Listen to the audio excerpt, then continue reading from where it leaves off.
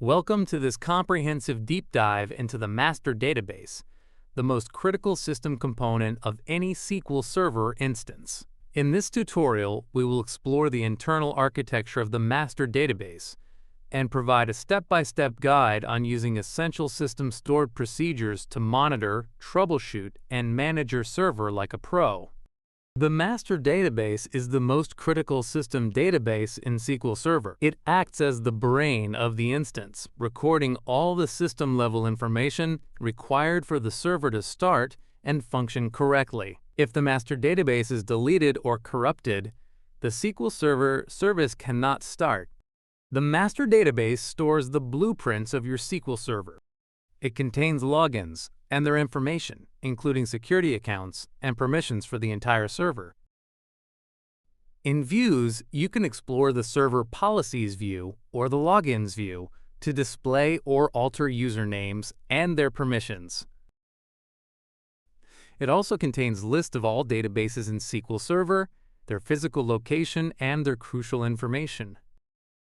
Databases view will display all information about databases. Without master, SQL Server doesn't know which databases exist or where they are stored on the disk.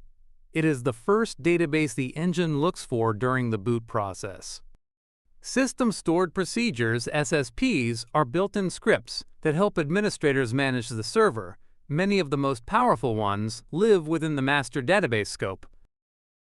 You can find them in Programmability Stored Procedures. There are many highly important stored procedures here, such as SP_who and SP_who2. They provide a real-time snapshot of every connection to the server. To execute these stored procedures, you need to use the exec command before the name of the procedure in a query. SP_who gives you a summary of all connections, while SP_who2 provides further detail, including the BlkBy column. It allows you to see who is logged in, what application they are using, their CPU time, and most importantly, disk I/O. This is the most critical part of SP_who2. If a process ID appears in this column, it means that specific process is blocking others, causing performance lag. So whenever there is lag in your server, SSMS freezes, or databases work slowly, this is the first place to look for potential problems. Another important procedure is SP_used. When run without parameters, it shows the size of the current database. However, if we also pass a table name, it shows the row count and how much data versus index space that specific table consumes. SP_configure is another useful stored procedure, which lets you display or change global configuration settings, such as enabling ad hoc distributed queries or adjusting the max server memory. Another very useful procedure is SP_help_db. When used with the name of a database, it shows the database size, owner, status such as online, recovery, etc., and the exact file paths for the MDF and LDF files. You can display a summary of multiple databases by removing the database name from query.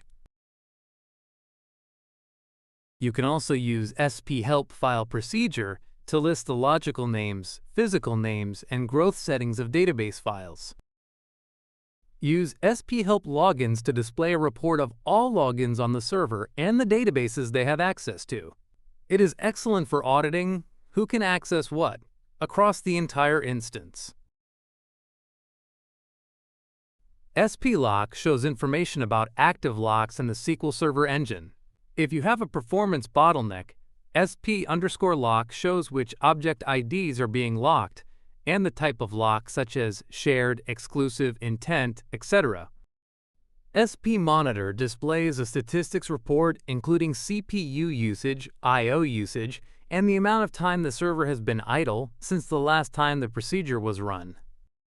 SP_server info returns a list of attribute names and matching values for the SQL Server instance, including the version string, collation, and maximum number of allowed connections.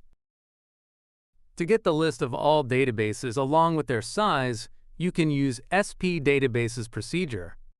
The SP prefix before each procedure in master database stands for system procedure. When you execute a procedure starting with SP, SQL Server looks in the master database first, even if you are currently in a different user database.